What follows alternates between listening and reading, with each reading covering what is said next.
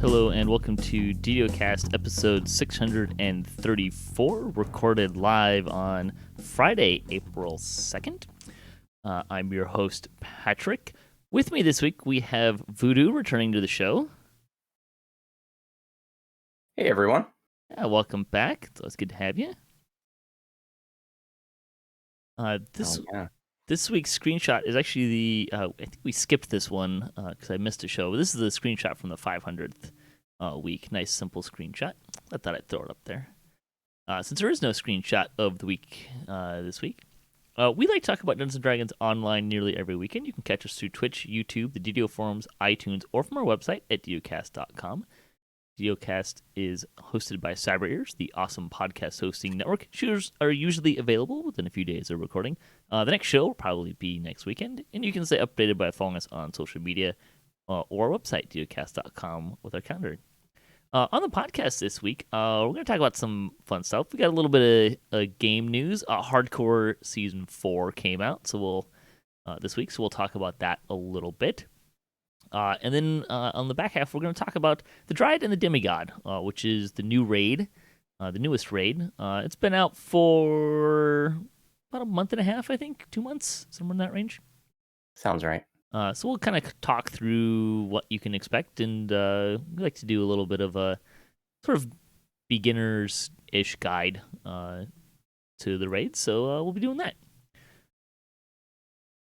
And hey, we'll just start with game news to get things rolling. And there was a little bit of game news plus a release. Sort of the bow changes update. Steelstar wrote, "Thanks for trying out the new bow changes in the first Lamania preview."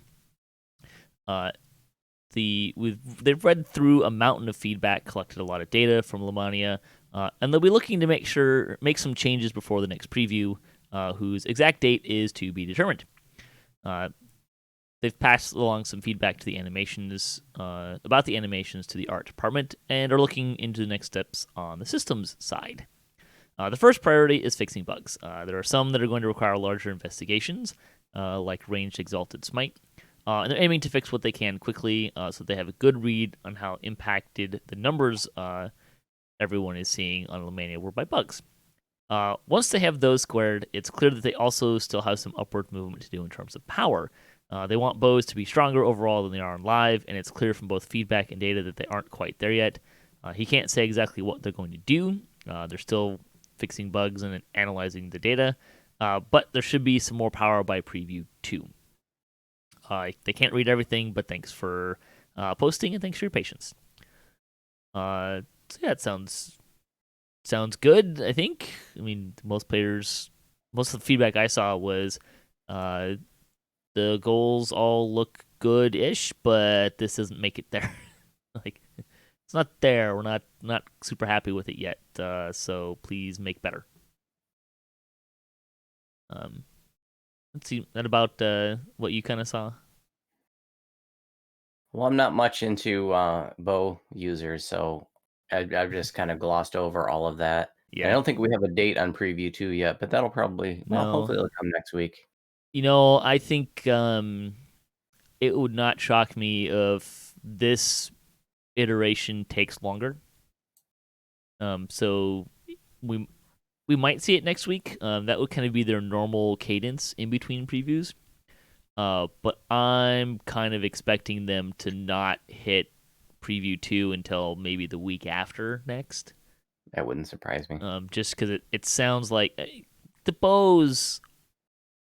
I think the bow update is really the big part of it, right?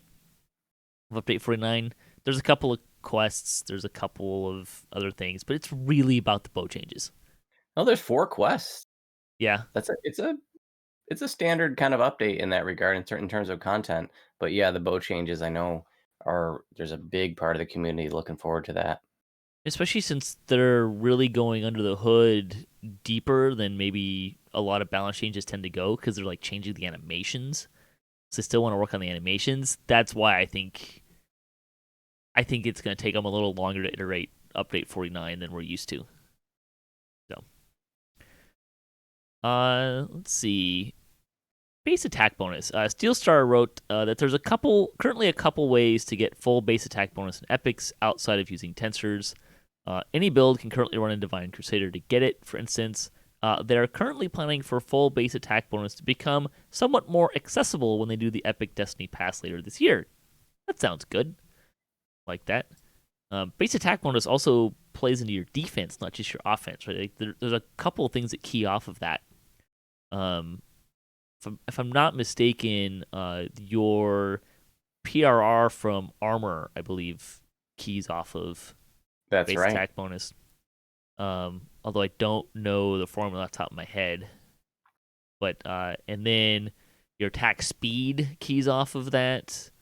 I don't think there's anything else. Those are kind of the main things. I mean, you're to hit, obviously, but so it looks like there'll be more options to do that. Dryad the Demigod Fey Twisted items. So the last update, 48.4, they released, they added Fey Twisted chests to the raid. And what that means is every once in a while, I have never actually seen one myself, and I've run the raid a lot. I don't know how many you've seen. None. Yeah. They do come. They do happen. But there's a different set of loot with the Fey Twisted chests. Everyone doesn't get an item like the Fey Twisted chests in the normal Feywild quest and Explorer area. But it is a different loot, same kind of theme, right? Like take an item, make it a different item, and it kind of has a very similar look and feel to it. Just it's a different item. So Linabelle wrote, really happy so many of you had fun puzzling out the secret bonus drops. Also very happy he got the chance to show off some incredibly awesome artwork by the incredibly talented team. Especially happy with Throwing Dagger, which is the first thing in the game that he got to make the art for. That's always kind of fun. He is planning on setting up the Rune Turn-In to go live with Update 49. So if you're looking for one of those weapons, hold on to your raid runes, which is great. I have been on the record many times that if it drops in a raid, it should be in the Turn-In list for raid runes, with the exception of tomes, maybe. Hopefully those unicorns will get added to that list too. Yeah, unicorns, the sentient gem from Strahd has been a beef of mine for many, many years. I bet you they don't add the unicorns, although the unicorns drop at such a good clip that I don't think it's going to be a huge deal. It doesn't seem to be too difficult. Like I usually see one or two a run. I think it'll be easier to get now that we have the mount stable because not as many people are going to want it. They don't need it for every tune. Yeah. That's also true. Update 48.5 was released Wednesday, March 31st. Speaking of the mount stable, hey, the mount stable is here. Yay! Woo! Cool addition. There was much rejoicing. So now if you have a mount, when you double click on it, it sends it into your mount stable, which functions basically like your cosmetic pets. The only difference being it gives you a mount instead of a cosmetic pet. I will remind listeners that my information is that for the mounts from Keep on the Borderlands, make sure you put the horseshoe in them first before you add them, so you get the faster version. I do not know if you can add both versions to the stable. So that would be something that would be interesting. If you're going to try that, may I recommend that you apply the fast horse to your stable first, and then try adding the slower horse to your stable so you're not stuck with the slower one. A special note here, because I was a little bit thrown off by this. Your mount stable does not appear in your inventory until you add a horse to it. Yes. So when it went live, I was looking for it. I'm like, where is it? Yep. Am I missing it? It'll appear as soon as you click on a mount. Yep. Great point. I had the same brief experience, which I probably just need to add one, and that worked. But it works great so far. I did notice that you can get on your horse while you're running now. I'm not sure if that's intended behavior, but it's convenient. I did not know that. Yeah, I've been sliding around with that. Um, I also started to get on a horse in a quest, and I was gonna check that. Like, can I get on a horse in a quest now, or is that just like unique to that one quest I happen to be in, or something? Well, we were Um, doing that last night in Master Artificer, but it summons it, it shows it for just a second, and then it disappears. oh, is that what it Is is? that what you were saying? Well, I didn't know. I wasn't sure because like I accidentally clicked it instead of clicking something else while I was moving.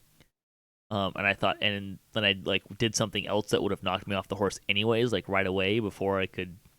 You know how you're clicking buttons faster than you can process what's actually happening. Mhm. So I clicked on the horse accidentally, and I saw that it started mounting up. But then I immediately, before I recognized that, I did something that would have interrupted that process anyways, and taken me off the horse. Right, probably through a spell or something. Um, but yeah, I did notice that. Um, so yeah, so this seems like all great, fantastic stuff, except for the next release note. The Keep on the Borderlands bonus items bundle now grants a medium ingredients bag instead of the small Wondrous Mount bag. Boo. Yeah, Hard that boo. probably needs to change. Such low value. Before when it was I a mount know. bag, that was kind of a unique item, It was a unique but item. Like, it was the only place you get one. now it's just a vendor item and certainly not a good one. I mean, maybe it's nice to start on hardcore or start a new tune with it, but generally speaking, that's not a really good thing. They probably should like maybe change that to like a huge ingredients bag on every tune. That might be kind of cool. That would be interesting, yeah. I mean, but yeah, a medium ingredients bag, like, you can go buy one for what, 10K plat? Something like that, yeah. Like, it's not that much. Not to mention the fact that it's you can get a large for 100 favor of the 12, which is not a lot of 12 Right. stuff. Um, yeah, you make a good point that on hardcore that would have a little bit more value, a little bit, Yeah. but like you can go to small bag for free too. You can get, Hmm. which is what I think small is 12 slots and a medium is 40, something like that. I don't know. I have not seen anyone come out and say, "Woohoo, a medium ingredients bag." Like, that's so disappointing. Um, if you're gonna give me just a medium ingredients bag, give me something else as well. If it was medium ingredient collectible and gem bag, maybe, maybe Even then, you're just talking the functional equivalent of, about 30, it's 25, true. 30,000 flat from the vendor. Yeah, give It's me just a not worth it. give me a large collectible bag. I'd take a large collectible bag because those aren't super easy to get in game. And I don't know if I've ever even looked in the store to see if you can buy a collectibles bag. Oh yeah, I there's assume like you can. huge and gargantuan Yeah. collectibles bag. Um, but yeah, medium ingredients bag, boo. Enhancements.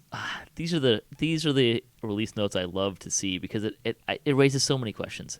Half elf warlock dilettante can no longer sometimes erroneously kill allies. I had no clue. I don't know anyone who it did. It was kind of like, wait, what? Excuse me? Um, you can do what now? I saw some speculation that this wasn't actually like players as much as NPCs allies, which is certainly less fun. Uh, but something that can kill allies going away right before we go to hardcore, that seems like a good plan. I don't think you weren't on hardcore the first season, right? Where people were I think they were using maybe Rainbow or State Farm. They were using something. You had to be an epic character, but then they throw buffs on people in the town to try and kill them, like to get a Oh proc. no, Yeah, I did play hardcore 1, but I just soloed my way to 20. yeah. That's all I was going for was the sash. Let's see. Offhand Versatility's Orb Rune Armor effect is now on Vorpal Strike while single weapon fighting for the next 5 seconds. All of your spells will automatically crit, so that's cool. Let's see. The Hardcore Season 3 leaderboards are now available. And the Season 4 vendor, Zix, is now out. He's a Mind Flayer. Are you sure that's not pronounced 19? No, I'm not at all. I'm sure it's 6. uh, Seems more accurate. I will say, I don't remember if we mentioned it on the show, but the anniversary event, I did enjoy the. They had seasons 1, 2, and 3 hardcore vendors, up in up on the top area, talking to each other and basically comparing how many souls they collected. I didn't even see that. I thought it was kind of funny. Like Mortality and Eritricos were kind of playing this game of I collected more souls than you did. That's Kind of thing. great. Yeah, it was pretty good. I did not even run it once this time. I had a few things that I wanted to get, so let's see. Bonus days. Well, this is kind of awkward. Have you seen the bonus days? Whatever the bonus day is this week. Jerry's on vacation, so have not. It's not been posted anywhere. I haven't noticed it in game of what it might be. Yeah, I think it's in the dev tracker. Where? Oh, What? Lies. Calling lies and shenanigans. The store sales are in there. But I didn't. Yeah. Oh, yeah. Man, I don't know. I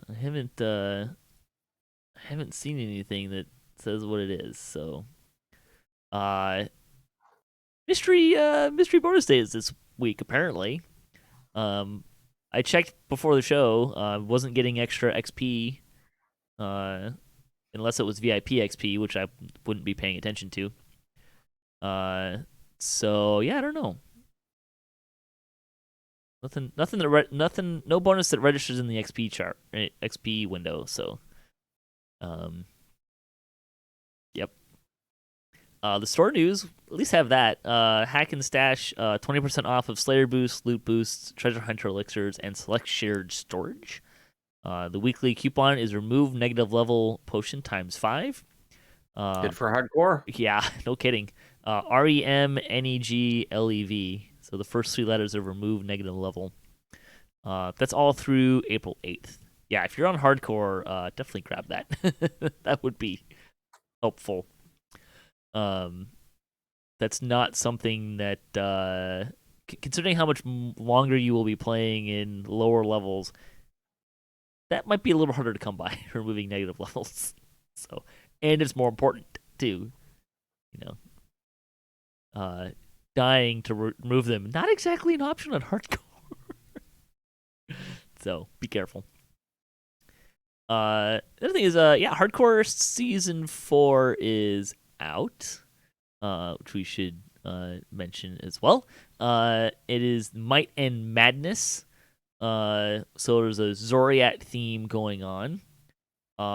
And as has been pointed out to me, it's all my fault.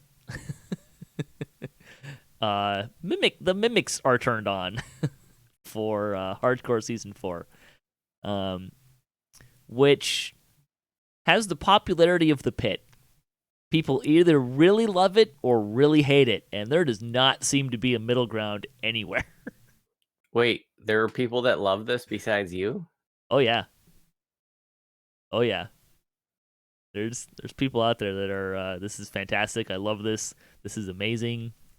I saw some concerns that when they took the hardcore server only down for maintenance. So there was some people. I saw some people saying, "I hope they don't turn off the mimics." Fight Prime in our chat is saying that he blames me. He heard me suggest this every hardcore season since season 1. Yes, that is accurate. I really would like them, honestly. I'd like to see them make hardcore easier. I want to see They people did who that with want to season get the 3. things that they want to be able to get them. And there are a lot of players struggle, just to get beyond Sure. level 5. And for the folks who are trying to compete to get on the leaderboards, like that's not going to change that competition. There's still going to be those folks, even if they make hardcore a little easier. So maybe people will get a little bit higher favor counts. So maybe people will get more Reaper XP. But for the folks that are there trying to get those are just cosmetic rewards. I'm not saying make it a cakewalk, but I would like to see them, if anything, make it a little bit easier, not make it harder by adding mimics and extra champions and things like that. Yeah, we should mention there's a different suite of champions. I'm not sure if it's an addition to the normal ones or just entirely different. I assume it's an entirely different suite. Which again, side note, please add all suites of champions to live, even if it's rotating or something. And I want them on live. Spice it up. Yeah. So in terms of the easierness, I think you make a good point, right? Like if it's too hard for people, then they're gonna get frustrated by it. We did see season 3 was significantly easier than the previous 2 seasons because you had the extra lives,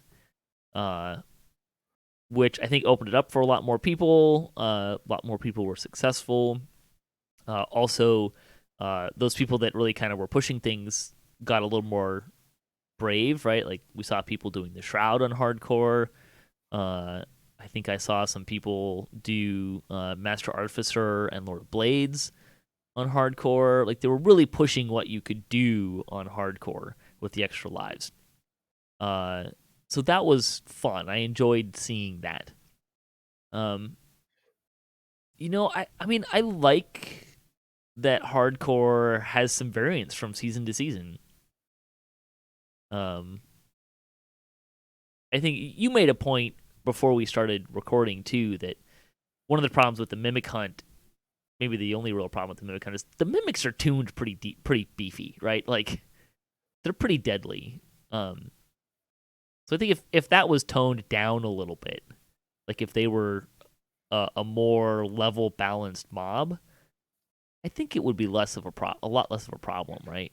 Big time. Yeah, because right now, like on the main servers, when it's Mimic Hunt week and I'm doing high skull Reaper questing, I don't even want to open the chest because it's just going to wipe the Or you party. turn them off, right? It gets ridiculous. You could turn them off, yeah.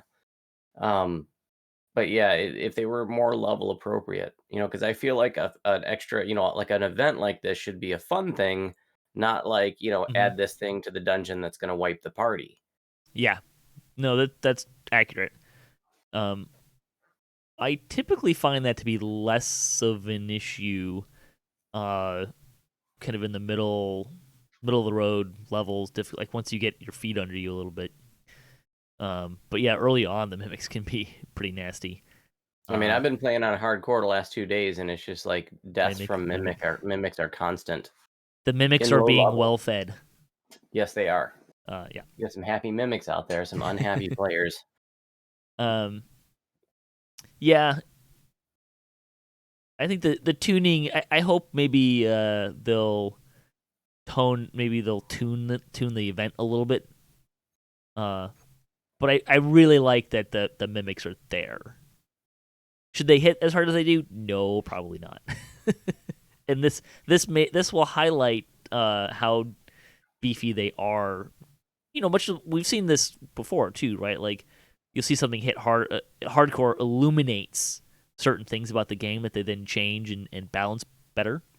This would be one of those things. I think hardcore is illuminating the fact that the mimics for the mimic hunter are tuned maybe a little too hard, a little too damaging. But I love the fact that the event's there.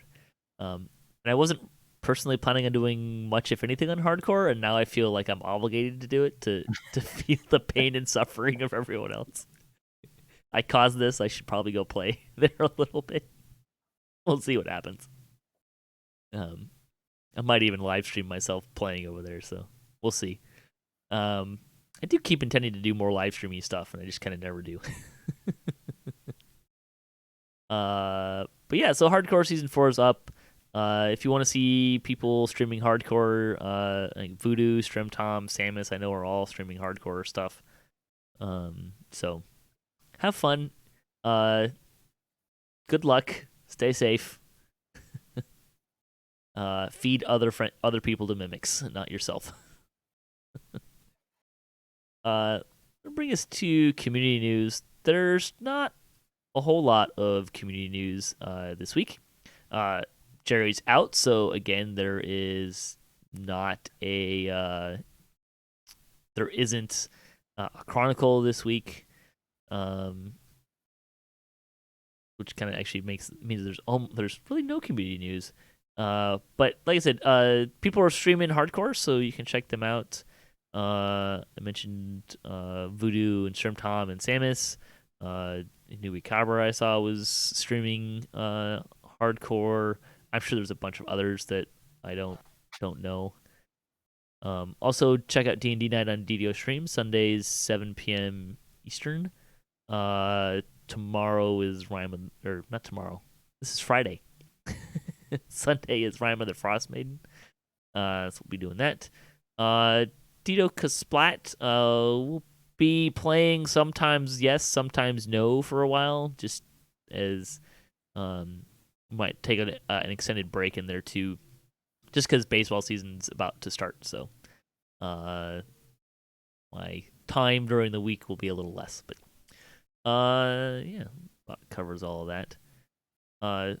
Did get some lightning posts. Fuzzy Duck wrote in, said the new loot looks interesting, though it's definitely catering a lot to those who don't have the Feywild pack at higher level. Do you have any thoughts on the new loot, Voodoo?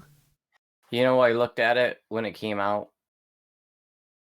or when they previewed it on Lamania a week Yeah. or so ago, and now nothing is sticking out in my mind. That's not a knock on the loot. I'm just saying Yeah. I don't remember it from when I read it a week ago. Fuzzy says that he disagrees about the combinable caster sticks. They seem pretty nice. For someone who might use spells from two of the groups, like Druids, Warlocks, Divine Casters, Pale Masters, and some Alchemists. Yeah. I mean, you're not wrong, but I still just don't understand why. I can't. They didn't give me any compelling reason to like combine the sticks into a stave.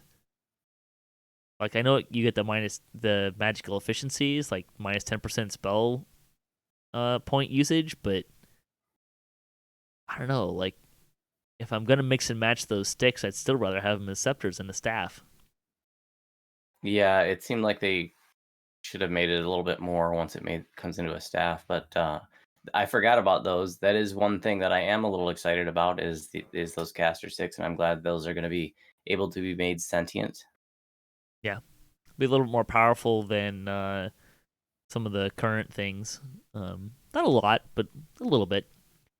But if the staff also did things like, maybe if it increased your caster level a little bit, or increase your DC. Well, I guess you get DC bonuses on the sticks depending on what spell it's from, what school it's from, and what element it is. But maybe a wider variety. I don't know. It's just not. They're decent DPS casters, scepters, and when you make it a quarterstaff, you just make it so you can't mix and match them as much.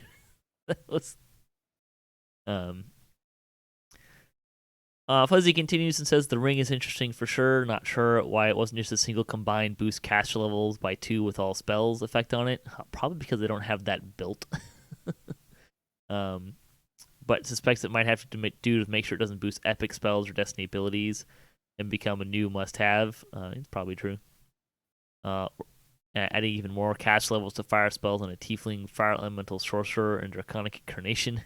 Throwing that necklace from Sharn, as well as rocking certain filigree sets and Destiny tools, would probably start to get excessive. Yes. Although that's pretty specific. Doing all that stuff. Likes the bow changes overall. It's a shame they're going to lose out on the ability to have that occasional massive burst damage to burn down bosses and groups. Personally, it's really bad at remembering to use short-term buffs, and more consistent overall performance will only be a buff for him. The main thing is going to mean people are going to need to adjust some differences in playstyle. Hope they add a couple more ways to reduce range threat generation. A ranged version of that treachery filigree would be a very welcome addition. If you're not bursting as high, I feel like range threat generation is going to be a lot less of a problem.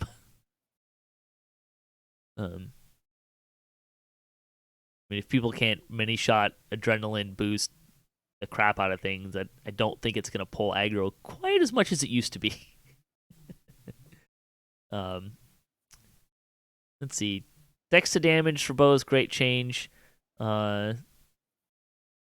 He does say that the improved weapon finesse from Deepwood Sniper isn't just dex to damage for bows. It grants dex to damage to all weapons that also benefit from dex to hit. Yeah, that's true. So it's kind of interesting to see if they'll do anything because if you're using a bow, that it will be useless now. So still interested to see if they do something about that. Change the critical threat on those name bows will only really affect the heroic ones. The epic ones will effectively be unchanged, thanks to the new boost from combat archery. Somewhat that's true, because the change is only for 19 to, I think it's 19 to 20 increases the crit multiplier. That's not the crit range.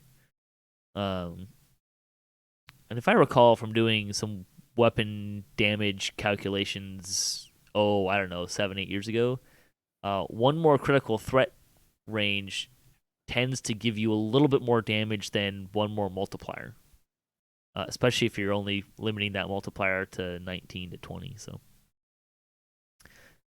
but yeah, so there you go. Let's see, So now we're gonna talk about the Dryad and the Demigod raid. Voodoo and I have done. This is a thing at this point, right? Like, we talk about the new raids a little bit after they come out, and how we like them, how they work, Hell what you yeah. can expect. Both big raids. Hey, I saw you guys are doing the High Lords of Malkir are doing some challenge raiding, or not challenge raiding, teaching raids. Yep, Again. just fired them back up just a Yeah. few weeks ago, and we got another one tomorrow. Is going to be Legendary Vision of Destruction and Hound of Zoriat. So if you're on Sarlona and you're new to raiding, or maybe even if you're just new to those raids, there's information about the events in the Sarlona forum, and you can sign up by sending me a tell or a mail in game. And you can watch. You're doing videos this year. Yeah, we're doing live stream, Yep. so that's getting live streamed. It's now every Saturday at noon is when I run them. Noon Eastern, right? Yep. Yep. So you can check those out. But we're going to talk about the Dryad and the Demigod and kind of go into a little more detail for folks. So this is, and we're kind of aiming this more for beginner to middle of the road. This is probably not going to help you get to doing this on like high Reaper skulls. You'll have to really dive into a few of the things and more and stuff. Although it has been done at higher difficulties, but maybe we'll just start with difficulty wise. I say that the difficulty feels like it's kind of similar to Vision of Destruction and Master Artificer to me, and sort of similar to Lord of Blades, particularly in that hard is very doable. A group of 12 pugs. I think if you're paying attention and you're doing everything you're generally supposed to be doing, I don't think hard's a big deal. I think hard in Dryad is even easier than hard in Vision of Destruction Master Artificer. I think that's right. Noticeably easier. I think that's right. But I do think that the difficulty elevation to going to Reaper 1 is similar in like Vision Destruction, MA, Lord of Blades. Like, Reaper 1 is considerably harder than what I think I'm at least used to, and how much harder does this raid or a quest get from going from hard to elite to Reaper 1? Like, all 4 of these raids, like, those are bigger jumps than I'm used to. I don't know if you've had that similar experience. Well, I haven't even done like this raid. I've done about 20 times, but I've only done it on, we do it on hard. I haven't tried beyond that. And when it comes to the others, like we've tried VOD on Elite a few times unsuccessfully, MA on Elite once or twice unsuccessfully. I regret never having learned the electric waltz in Master Artificer now, because that was our stumbling point when we tried that Yeah. on Elite. I do have a guide up on the although Yeah, still we were looking at that. still to my shame, I should have called it the electric slide, not the electric Yep, waltz. I Like was thinking that, but that was a hey, miss. that's okay. um I'm not a dancer, I'm sorry. I don't or a heavy music person, but anyways, yeah, so just from a difficulty, normal and hard are really reasonable. Um like you can short man normal pretty easily if you know what you're doing and you've got everything kind of covered. You can short man it if you've got people you know and you're decently powered. Um, I want to drive that point home. This may be the easiest raid DDO's ever come out with. On normal, it's ooh, really, really easy. interesting. You really just need like one person that knows what they're doing, and everybody else can pretty much just follow along.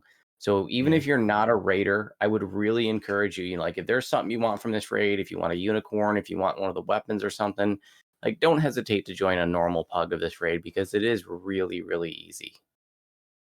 yeah. Of the four, I think it's the easiest. Of the four newest ones. Um, but I think like when you start talking about Reaper, like getting into Reaper 1, these four raids are all considerably, I think, harder than uh like killing time and some of the raids that have been out for a little longer. Oh, yeah. I just Um, saying, like, like, I want the non-raiders to yeah, feel comfortable going in on normal, and it's gonna be no problem. yeah. I'm telling you, it's a breeze on normal. It's a breeze on hard, but, like I said, even if you're not a raider, you're intimidated by raids, like, join a normal pug of Dryad. It's gonna be okay. Even hard, you'd probably be okay. But yeah, I think, and even kind of expanding on that, I was like, this is a good kind of get your feet wet into raiding raid. I think, Mhm. It's a right? Like very there's, pug-friendly raid. yeah, there's some mechanics that you can learn. You can kind of learn how to work in a group and pay attention to objectives and stuff like that. Um, yeah, I think this is a really good raid. Uh, Before we go in, some things to kind of consider. You'll probably want a tank or a kiter in the middle, which we're gonna get into more. But that person's gonna need Death Ward frequently. Um, well, occasionally to frequently, depending on how much your Death Ward will get dispelled by some of the mobs in here. The unicorns do that, so keep that in mind. They the unicorns are also going to do a decent amount of negative energy, which of course scales up. So pro tip: if you're like really looking to push the raid, a tank that is a zombie, very handy, or undead in general, just because it'll heal them instead of doing damage to them. So that can be a thing to consider. Um, there is a fair amount of sonic damage in this raid, which is kind of abnormal. Most energy damage you end up running into tends to be one of the four elements. Um, and this is kind of important because I think it's kind of normal these days for people to have the Draconic Soul Gem, which gives you resist 30 for the four elements, but not Sonic. So you may need to think about having resist energy Sonic in this raid. Um, I don't know if that's your kind of experience with the resist energies. I kind of tend to not think about them in raids because I'm always running that soul gem. So Sonic is definitely a thing, and I think the bear attack is a yeah, big Sonic damage. it is, which we'll You know, get to. energy sheath. Is there an If you energy need. sheath for Sonic? Oh, you know what? There's not. Shoot, I man, mean, you can get spaced out Sonic on that one. absorption stuff, which may help. I keep actually meaning to like a ring. It should um, be an artifact ring or yeah. artifact sonic absorption. Well, I crafted a set of rings that had the 4 elemental energies. It was like I don't know if it was like MRR and Insightful MRR and absorption of the element. But I never made one for Sonic. And I was thinking after this raid, I'm like, maybe we should consider doing that for this raid. The Sonic thing, other than the bear attack, there's not a lot of it. Or let me rephrase it. It doesn't hit super hard, but it is there. So even just resist Sonic will get you a pretty good amount of help here, even on normal and hard. The other thing I kind of want to mention is some of the casters in here throw icebergs around, which I've seen pop some people pretty good occasionally. So just be aware that the iceberg, that's a really high damage cold spell. So that'll be something you're going to end up running into. Okay, so basic outline. This raid, it has phases, sort of. It's true to its nature. Like this is design. If you haven't heard, this is designed as a musical, and it really does kind of have a musical flow to it. By which I mean, there's a verse, there's a chorus, there's a verse, like there's a chorus, like there's a like the cadence of what happens is very song structured actually. There's basically 2 things happening. One is there's a Dryad in the center. This is the titular Dryad, who is kind of combating Hirsim the Demigod, and they're singing to each other, and they're not like actively doing things in the raid. Like you don't have to worry about them doing anything to you specifically, but they're kind of guiding the party through the raid, if you will, and it's the story is between the 2 of them, right? Driving the action. Other than the fact they don't actually do action. You have to protect the Dryad in the center. If she reaches 100% corruption, you fail, and the raid ends. While you're doing this, you have to balance 4 sets of stones, which are the quote puzzles of the raid. And kind of in between, there's fighting stuff. But that's kind of the big picture of what's going on. You kind of end up in 2 groups. One group in the center, one group doing everything else. Anything else we should say about that? That feels like the pretty outline, right? Yeah, I mean, you got like puzzle, mini boss fight, then puzzle, mini boss fight, puzzle, mini boss fight, puzzle, boss fight. Yep. Because it's very song. It's like verse, chorus, verse, chorus, verse, chorus, right? Like the... And then the crescendo at the end. Yeah, bridge at the end. So we'll start by talking about the center, which is 90% handling unicorns. There's 3 of the corrupted black unicorns running around, and what they're trying to do is attack the Dryad. The unicorns do like to have a charge attack. They can pop people pretty good if you're not paying attention. Their range capability is much lower than their melee. Each time they hit the Dryad, they put a stack of corruption on her, and corruption is 10%. So it's not like that she can take 100 stacks; that she can take 10 stacks or 9 stacks without failing the raid. So you want to keep the unicorns off of the Dryad. It kind of helps to have a tanky person kiting them around. My experience has been that it's kind of better to kite them around, particularly in like really small circles. Seems to work really well for me, as opposed to just sitting there and tanking them. Probably a lot of that just kind of comes back to they remove your death ward. One of their attacks removes your death ward, and since they're doing negative energy, like they like to cast Rend the Soul, which is a negative energy dot. Having death ward's really kind of nice. They also, I think, do negative levels, so having death ward on is kind of helpful. I find that if I'm doing small circles kiting them, that the death ward gets removed a lot less often. An immunity to knockdown I find really helpful with them because they knock you down a lot. Stand Against the Tide or something else that it does prevent their knockdowns. They throw circles around, which by now I feel like we're all pretty familiar with how these circles work. If you stay in them, you get zapped with some damage. It's not an excessive amount of damage, at least on the lower difficulties, but it's something to pay attention to. And then they teleport a lot. I find that even if you're just kiting, if you intimidate more frequently, they tend to teleport and go away from you a lot less frequently. But that may just be a perception thing. That may not actually be true. I don't know if you've had an experience one way or the other in that regard. I can't say for sure. I definitely intimidate them, but I haven't experimented with, Yeah. how that affects their teleportation ability.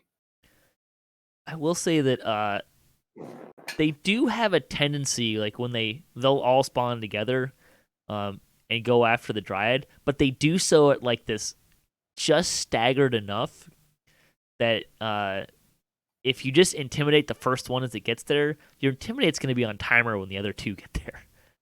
So I have a tendency to kind of wait a second to try to get all three in that first shot.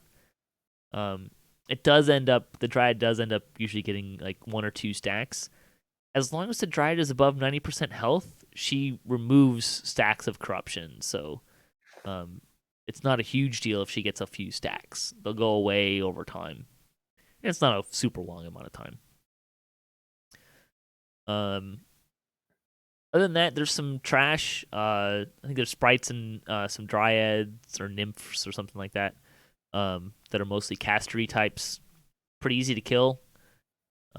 Usually we throw kind of our main tank in the center with a healer and some sort of trash killer. An insta killer works great. DC caster throwing finger of death or whatever seems to work great.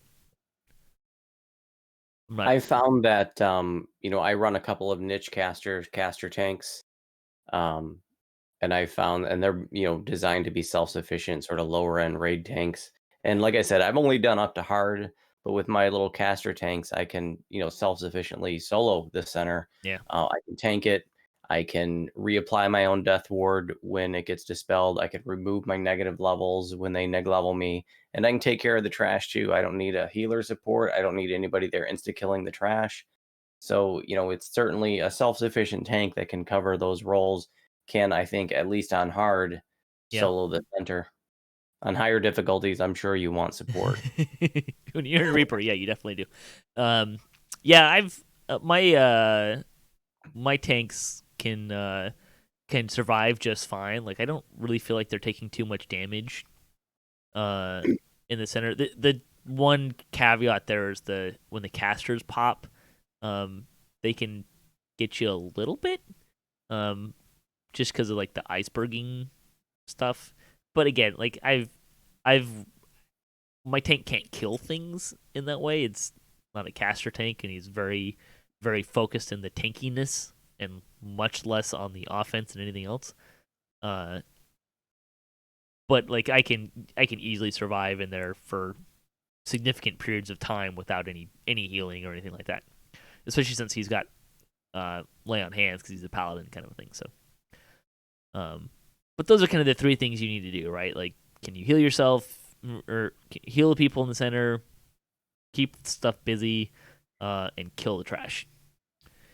You could easily, have a self-sufficient tank that can't kill stuff go in there, and if your group is quick on the puzzle sections, you can have people come back and start clearing the trash. Like if you are efficient with the other things that are going on, you can leave the tank by themselves there and then come back and help them out however they need pretty easily too. That's definitely an option. So the puzzles, there are 4 sections. You have to do them in order. There's a barrier that opens in order. I believe it's southeast, southwest, northeast, and northwest. And it tells you in the upper right hand corner in the quest box. It says, go to this, southeast puzzle or whatever. There's also DM text, so it can be easy to miss that. There is just enough going on that's pretty easy to happen. Usually because when it tells you that it's going on, there's other stuff happening at the main portal, uh, which we'll get into in a minute. Each of these, there's stones that need to be balanced. So each puzzle has 4 stones. They can move up or down. I believe there are 5 positions for each stone, and you won't need them all to be at the center position. So we'll call it 0, and then there's a -1, -2, which goes down on the screen, +1 and +2, which goes up on the screen. When you first get there, there's a wood woad guarding them. You have to make the wood woad go away. Sometimes the wood woad does not just immediately attack you, and you can use social skills to make them just go away. Bluff is the one that I've always used, and it's around like a 72, I think, is the agreed upon number. That if you have a 72, you'll succeed every time. That sounds right. And I want to mention for those looking to get their bluff skill up a little bit, don't forget about that there's 4 bluff available from favor rewards. Sure. I think it's the Sharn City Council and then maybe the Harpers. I don't know. I knew you were gonna ask that. Anyways, there's 4 bluff available from favor if you're looking Yep. to get your bluff up a little bit for this raid. You can also there's a couple items that you can get. They're not too hard. I actually have a set of.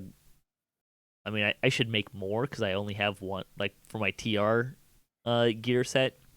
But you can craft gloves that have bluff and insightful bluff on them. And you can also the charisma helm out of the Age of Rage quests has exceptional skills for charisma skills on it. So it's not too hard to get a bluff skill up there that'll work. And again, don't forget too. Like if you don't have anyone with a over a 70 bluff, just send the person with the highest bluff in there, right? Because you get to roll on top of that. So if you have a 62 bluff, you'll succeed half the time. It's still worth trying, right? Any charisma build with an item should be able to get it. Yeah. And again, like the other, when you're thinking about bluff, so you get your charisma modifier. This is an epic only raid, so I'm going to assume that your charisma modifier is positive at this point. It feels pretty hard to have a stat score that low in epics, but you'll get +10 to all your skills by virtue of being if you're level 30 for epic levels. Yeah, you can craft a +33. 22 or is it 22 equipment? 22 and 11, I think. 22 and insightful 11, as well. Yeah. 33 to skills from Kenneth Crafting. Yep. And greater heroism. I mean, we're already just without even considering your stat. I mean, we're at what, like 40 something. 40 to 50. So yeah. 72 is very achievable, even for barbarians. If you do have to fight them, they've got some hit points. I don't find that they hit super hard. But if you do have a secondary tank-ish person, you can have them grab their aggro, but I haven't found it at all to be necessary by any stretch of the imagination. They do have a special attack where they'll stomp down, and you'll see a yellow ring around them. It's a pretty good sized circle of effect. But what happens is it'll earth grab you, and you can avoid that by blocking or jumping. People tell me you can do it by jumping. I just block because it seems to be a hell of a lot more reliable than jumping. So, or you can just be outside the circle too. It feels very avoidable to me. There are some trash here, some red caps, some sprites who like to cast Iceberg and Reverberation, which is a sonic dot. Doesn't do a lot of damage in general. Yeah, that pretty much covers the fighting stuff. Anything else you want to say about the mobs over in those areas? No, it's not really that big of a deal, at least on normal and hard. It's really not. Even on Reaper, I don't find that it's that big of a deal. Or at least Reaper 1. let's talk about the puzzles and balancing the stones. So you have 4 stones. You need to get them all to what I'll call 0. They can go 2 up or 2 lower. There's 5 buttons. One button is offset and closer to the stones. That resets the stones to their starting position. Very helpful, actually. If that wasn't there, this would be very frustrating. The other 4 buttons move the stones in combinations. So this is just an example. This is not at all accurate, but let's say the first button may move stones 1 and 2 plus 1. The second button might move stones 2 and 2 up 1 and 4 down 1. Voodoo, if you're watching the video, Voodoo's using That's a pen. basically what it is. There's a floating stone that looks like this, and it goes up or down. Yep. And you want to get all 4 at the center. Yep. I will say that I've mentioned this on the show. I really like the feedback mechanisms that are here. When you push a button, you'll see an arrow at the stone. The stones have numbers below them. Really nice in that regard. See, I just did these puzzles last night for the first time. Was I the one actually doing the puzzle? So I just learned them. So yeah, like you just said, there is a little, neon green number right below each stone, telling you its position, but it's really, really small. So you kind of have to look. I never noticed it before until last night when I was the one doing the puzzle. My guildies, pointed it out to me. So how did you feel about doing the puzzles? Well, it took me a few tries to understand what was going on, but I just pulled up the wiki article. There's only a handful of presets, and the solutions are whatever. You just look at what combination they start in. You cross-reference that to the little handy dandy cheat sheet on DDO Wiki, and then you just touch the lighted the 4 buttons. Which, by the way, the buttons aren't active until you kill the woodwood, or the woodwood goes away. That is correct. I'm going to blow your mind. These puzzles are stupidly easy. 4, 3, 2, 1. That will solve the puzzle probably 50% of the time. But not every time. Not every time. If that doesn't work, hit 2 or 4, and it will solve. 50% of the time, it works every time. No, seriously, like the way that I tried doing it 1 through 4, and I feel it. The couple times I tried that, it seemed like the stones can max out, right? So if you try to push it up and it's already all the way at the top, it won't move. But the other one will, so it can kind of mess things up in that regard. But there are only 3 combinations you need to solve every puzzle: 4, 3, 2, 1. 4, 2, 3, 1, 2, 4, 2, 3, 1, 4. Those 3 combinations will solve every one of those puzzles. That's all you need. Yeah, and once you know how to solve them, like I said, there's not a lot. There's only a few different combinations. In my opinion, calling them a puzzle is generous. I have seen some combination, like the combinations being like 1, 3, 2, 4. Like you don't actually need that. Just hit 4 and see which stones move in which direction. Then hit 3, 2, and 1. If it's not solved after hitting each button once, see which stones need to move, and if 4 will move them correctly, you hit 4. If it doesn't, you hit 2, and you're done. Like that's all there is to it. Nice. The only problems I run into is a trash spawns behind me and runs over a button that I didn't see, or someone starts at the other end and is also trying to solve it at the same time I am. Then you just hit the reset button and start over. 4, 3, 2, 1, and then either 2 or 4 if it's not solved. That's all you need. Solve them every time. The puzzles are easily the most disappointing part of the raid for me. I don't want them to be like super hard, but it's a little too easy. Yeah, you do that 4 times, and once you do that, you go to the end fight. We'll talk about the portal optionals. So in between solving the stones, So when you solve the first set of stones, there will be an interlude before the second set of stones is accessible. So on with the third and the fourth. In between, you think about it, there's 4 sets of stones, and so the 3 in between spaces there, right? So stone, portal, stone, portal, stone, portal. There's an optional. You don't actually have to do these. You can ignore them if you like. If you do all of the optionals, you get an extra chest with extra threads and runes. So the question, Named loot. Yeah, named loot.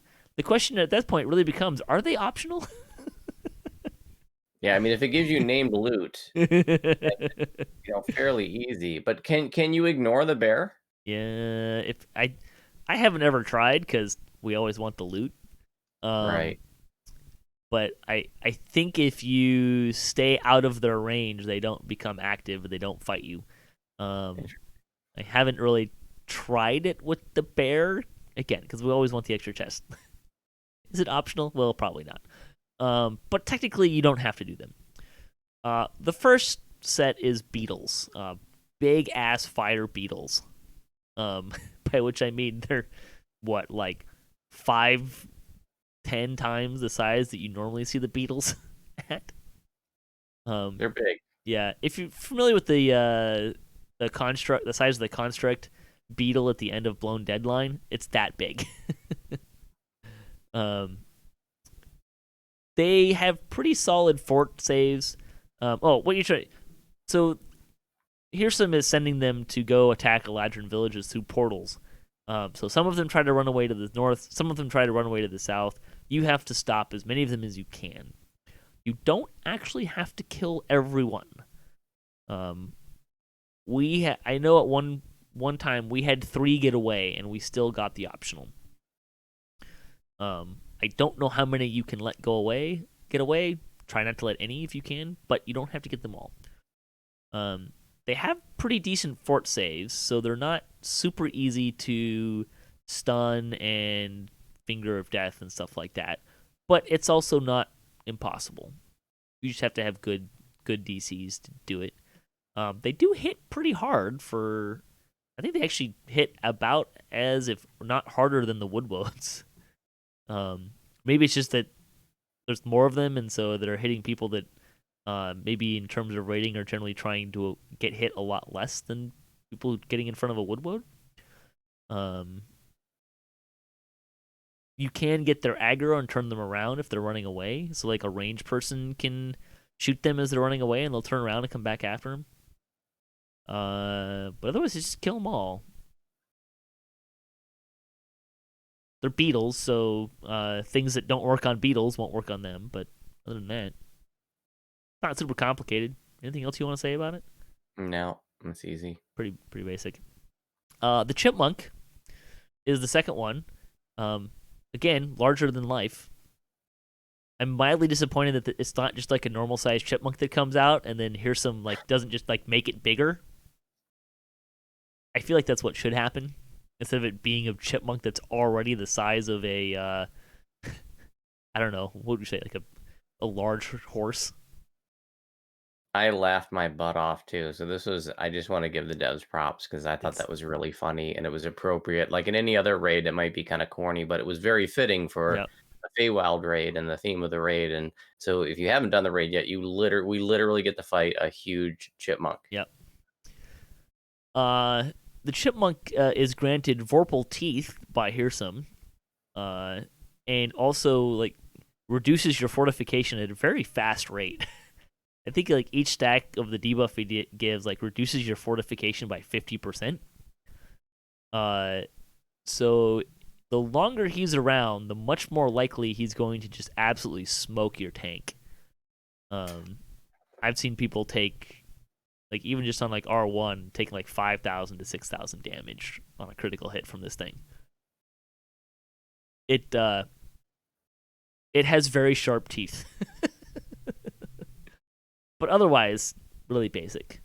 It's a good place if you're trying to push the difficulty. It's a good place if you have a secondary tank, which hopefully you do if you're pushing the difficulty.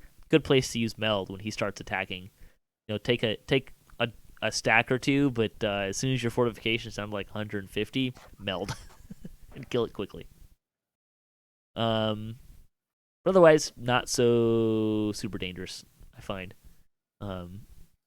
Usually what happens on hard is it dies pretty quick, but people hit hard enough that his aggro is generally kind of bouncing all over the place, so he doesn't tend to hit the same person very frequently, so people don't end up with a lot of negative fortification, so they don't get critically hit, which is where his damage is really going to be. Very spiky, his damage. Still hits hard, but I think that takes us to the bear, yeah? I think so. The bear is the most dangerous thing in this raid, I think. Again, it's a larger than life bear. It really kind of looks like a teddy bear. It's like the baby bear pet certificate, but Yeah, like, what's the size category below colossal? gargantuan, I think. It's like a gargantuan baby bear. I mean, for it being a baby bear, like it's a cub. It's a bear cub. For it being that, colossal feels appropriate because it's huge. It is very, big. very big. Its attacks don't really, they feel on par with just about everything else. They're not super high or anything. The thing about the bear is he does a sonic attack, which is the thing that's going to kill people and derail this raid more than anything else in the raid I've found. And especially like when we've tried to do this on Reaper 1, this is where it gets ugly. Most groups on normal and hard are probably going to kill, like if they're paying attention and you save your burst or whatever, if you don't have a high DPS group, save them for the bear because you want to kill it quickly. The bear doesn't even use its sonic roar. However,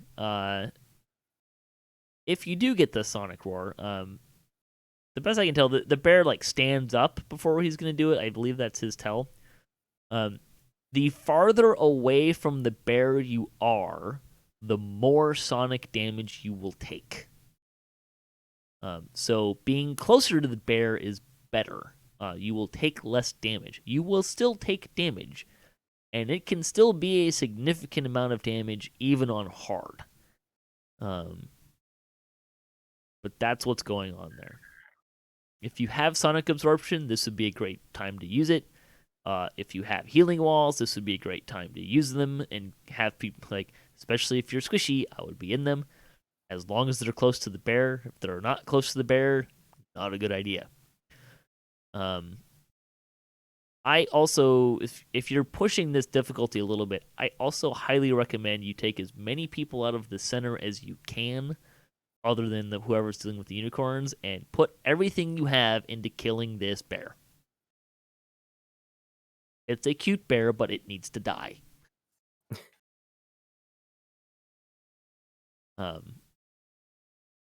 That's what I got on the bear. That's more than what I got because I didn't even know about the distance from the bear being a factor and how much damage you take.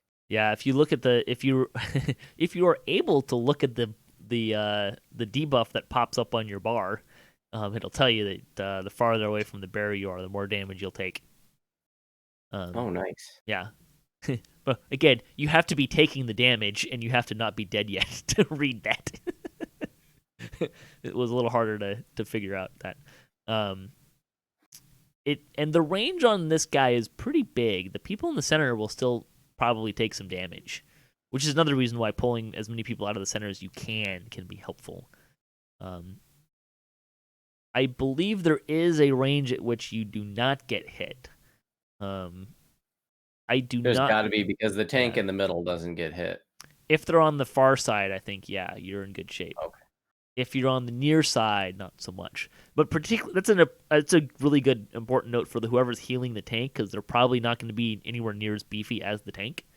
To be on the far side of the Dryad from the portal when this happens. So, also if you have a killer, a DC caster, or a killer in that area, same thing. Although again, I would recommend that this is a point in time where the tank is going to tank everything, including unicorns and trash and whatever else is in the center.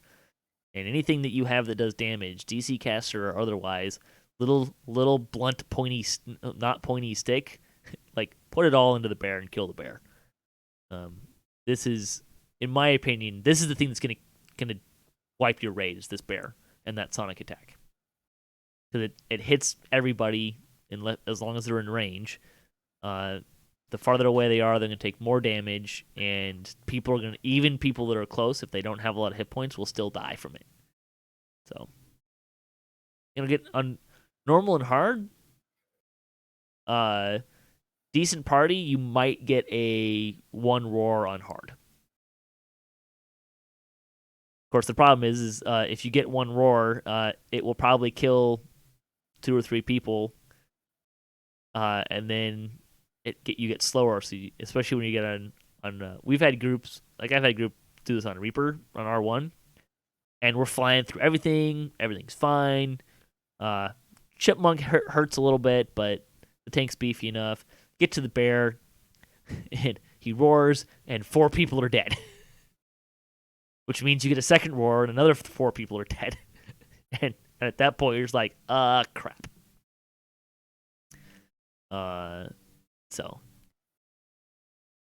Should mention, before we talk about the other 2 things with the raid to talk about, at each of the points just before stuff comes through the portal, the unicorns in the center go away for a little bit. And you don't get trashed for a little bit. So you have a little bit of time to kind of catch your breath in the center. Which is helpful if you're running circles, because you might get a little dizzy.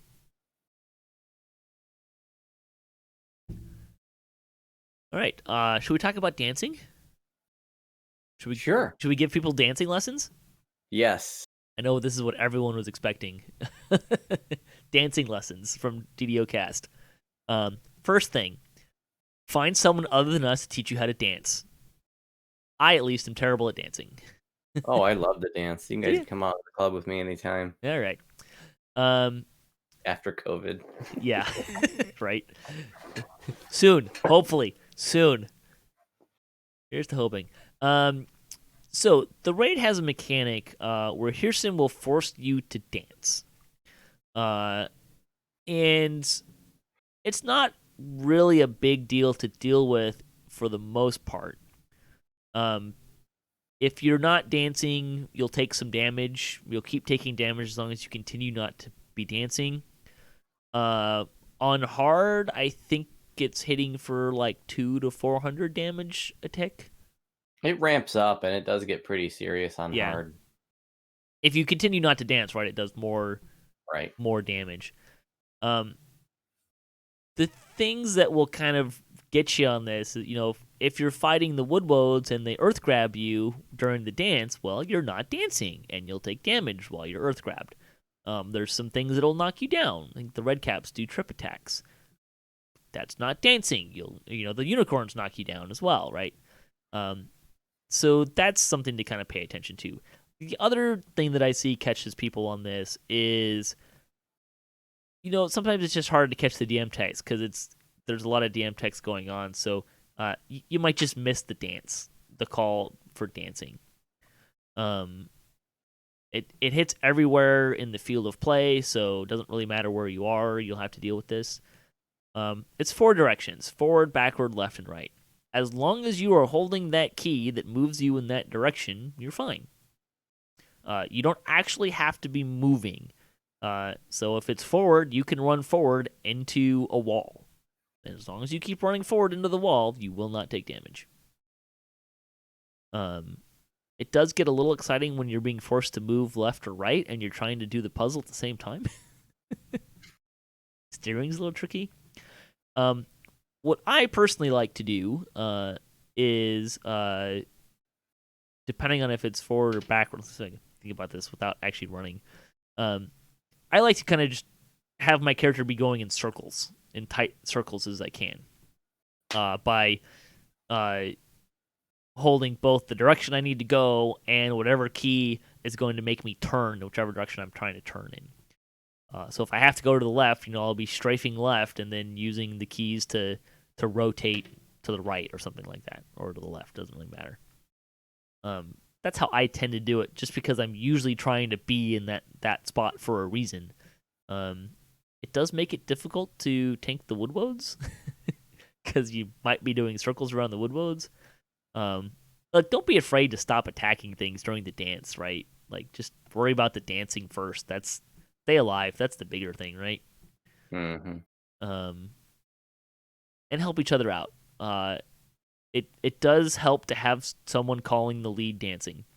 You know, like most dances, if someone's leading, it goes better. So you just have someone call you out forward, backwards, because some people miss it. It does give you an arrow above your head.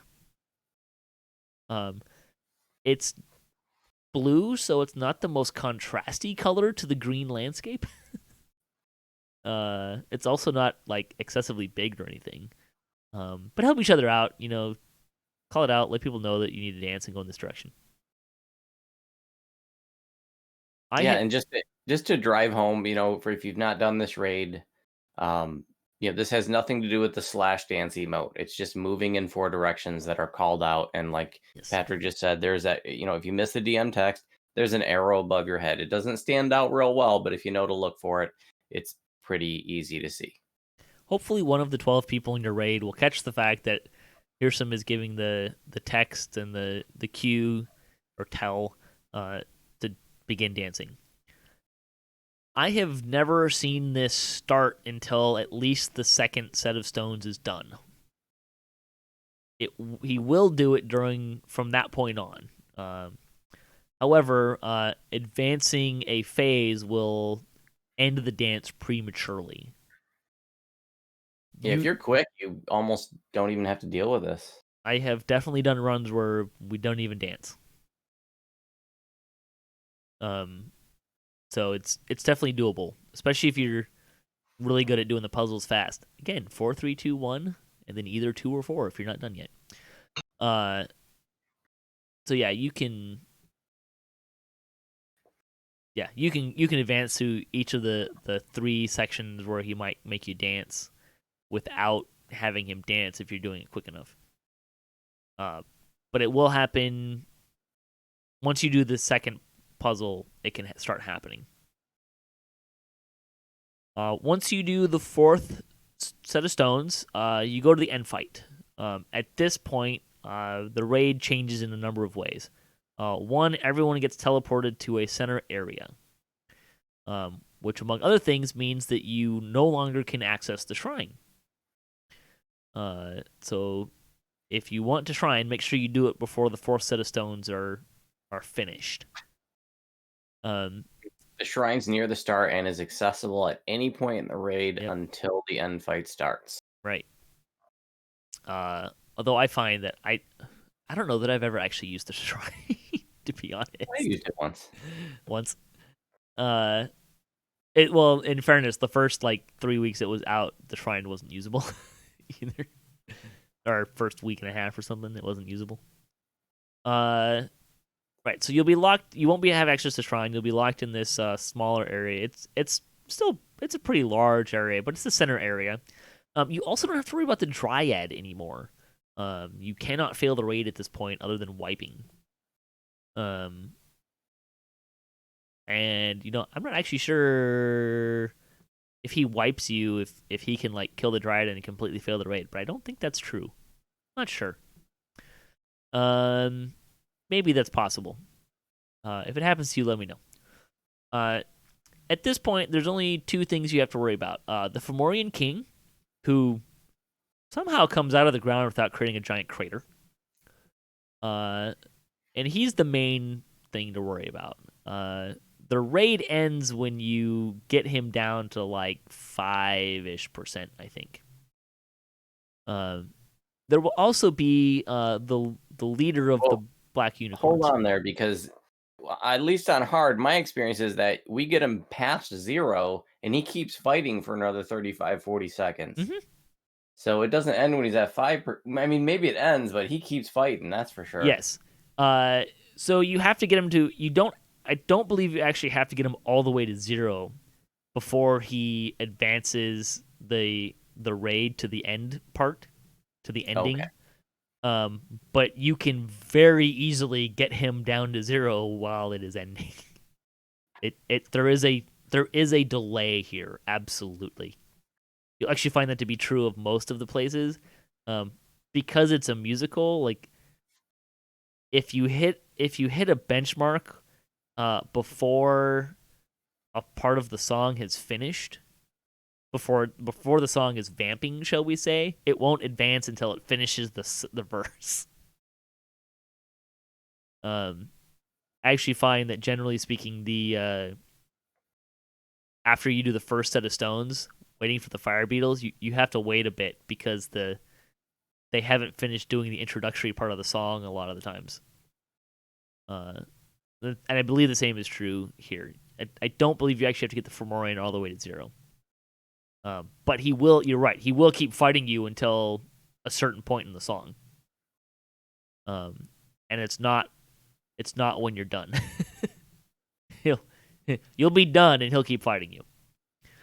The named unicorn, the leader of the pack of unicorns, herd of unicorns, murder of unicorns. I'm not exactly sure. Will also be running around. Behaves, as far as I can tell, exactly like the other unicorns. Just he's named, or he's a purple name instead of red name. And you don't actually have to do anything to him. You just have to beat up the Fomorian. Now, having said that, you can kill that unicorn, and in higher difficulty, the higher difficulty you're doing, the more valuable it is to just kill him, to not have to deal with him. Because he does things like charge, and the unicorns have a pretty nasty charge attack and rear kick attack and throw circles around and stuff like that. So you may want to kill him, but you don't need to do that to finish the raid. The Fomorian is pretty much like every other Fomorian in the game. It has the same set of attacks. The two things that I think are worth mentioning to watch out for, his curses, including the one that does a stat debuff. If your stats are terrible, you may end up, especially as the tank, you may end up being helpless because he has made one of your stats 0. So you may need to have someone throw a curse pot on you or remove curse on you, or you may just need to have the Sulumati's heart to prevent cursing. The other thing he does is the I-beam attacks, which all Fomorians do. I think I've mentioned it on the show that those I-beam attacks have a very short windup. Like I usually know that they're doing them when I've already taken damage, because I just don't tend to see it very quick when he's doing that I-beam attack. For that reason, I recommend you keep the Fomorian facing the wall, the shortest distance to the wall as often as possible. That's me. Anything you want to add here? Nope. Beat up the Fomorian. Well, I don't really have an, as far as the eye attack. I mean, can you talk about anything that helps to mitigate that? I think it's evil damage. So evil absorption would help. There again, the Heart of Sulamatis, I think, helps with that. There's a few things. I think MRR you're would right. help.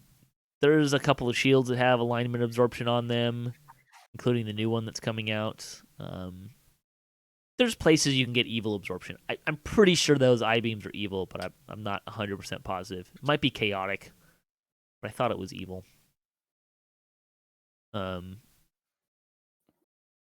Yeah, I mean, there is a tell to it. I personally just have a really hard time seeing that tell as being that and not like the normal eye cursing that they do or something like that. So, it's a constant struggle of mine, that I-beam. I usually die to an I-beam at least once when I'm doing the Feywild circuit.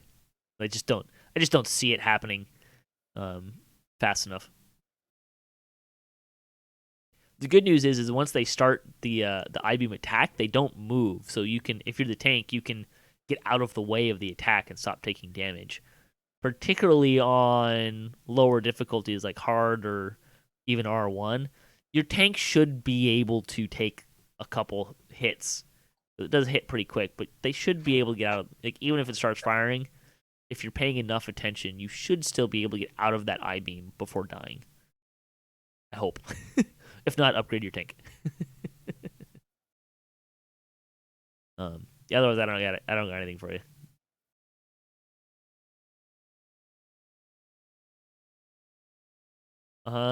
That's all I got for Dryad the Demigod. Anything you wanna add? I love that it's an easier raid. It's a pug friendly raid because I love getting people involved in raiding, and I love, I really want people who aren't raiders to feel like they can join this one or any raids, but this one's really easy, a good place to start. Yeah. It's pretty simple. I love the fact that we've got some non-build specific loot. I've been wanting this for a long time. In the past, we've had raids that were, maybe melee weapon heavy, and so the casters didn't want to join, or caster gear heavy, so the melees didn't want to join, or nothing for the healers. Here we have two armored unicorns as loot. Mm-hmm. So regardless of your build, even if you don't want any other items, you might want this unicorn. So even for those people who didn't buy the bundles for Feywild, the bigger bundles, now you have an option to get a unicorn, which I think is great. And I hope that moving forward, that they will always include loot that, has nothing to do with anybody's build, that, anybody might want it, Right. independent of your build. I think that's wonderful. And that's going to make more people want to run the raid. So thumbs up there. I thought the giant chipmunk was hysterical. I really got a good laugh out of that. Disappointed that we didn't get to fight a giant frog because, if you don't know the raid, the theme is that Hersam is summoning armies of animals through the portals. So, I would have loved to fight a giant frog, but not a big deal. I think there's a giant frog you can go fight in Temple of Elemental Evil. There's a Right? giant frog there? I thought so. I thought it was like one of the rares. I don't remember that. Um, I think I saw it once, but I might be lying. Yeah. There's also we'll mention too, uh, because of the option. You get the optional test. You can get double the threads out of this raid. Like I think it's 60 threads on hard. So it's a good thread run too. So it's like Lord of Blades and Master Artificer. You can get two chests with threads in them. Only this one, like we mentioned earlier, is easier than both of those raids. And Master Artificer is not too hard either, but at least on hard. But this one is definitely easier than both of those. So, all right. With that, we'll close out the show here. You want to plug your streaming and YouTube? Yeah, you can find me at YouTube channel Vooduspyce, where I have 999 DDO videos. Quest walkthroughs, raid guides, crafting tutorials, and much more. Will soon be posting my 1000th video. And then you can find me on Twitch channel Vooduspyce as well, live streaming every weekday, 9 a.m. to 3 p.m. Eastern, and a couple other times as well. If you had told me before we did this show that you had 999 videos, I would have told you, well, go post the 1000th one, and then you can be on the show again. I'm really dragging my feet. I have it's the final episode of my current series, and I'm been trying to work on a special ending for that. So I feel like it's got to be special, right? Your 1000th video. yeah, it's gonna Yeah, be it's a gotta little be. special. Yeah, that's great. Congratulations, sir. That's pretty awesome. Thank you. Well, thanks for listening to the show. Thanks to Voodoo for joining us today, and all the guests for DDOCast. Thanks for those who are listening and in the chat, and thanks for all the for sending some games. Wizards of the Coast, Cyberus for hosting the podcast, making DDO happen, all that fun stuff. If you'd like to support the show, you can visit our website, DDOcast.com, or you can support us on Patreon. If you have a DDO-themed webpage or you Twitch DDO and you'd like to be featured on our website, you can email us at ddocast@gmail.com. You can also hit us up at ddocast.com for show notes, MP3s, our calendar, previous shows, and other fun stuff. If you have a comment on this episode, a question you'd like to hear us answer, a topic you'd like to hear us discuss, or you just want to say hi, you can leave a comment or you can email us at DDOCast@gmail.com. I'll also mention really quick, too, I did turn on commercials on the YouTube channel just to kind of help support the show as well. But if you see something there that you don't want to be seen aside from commercials, let me know, and I'll see what we can do in regards to that as well. So until next time, may all your attack rolls be crits, all your chest level appropriate, have fun, and don't forget to gather for buffs.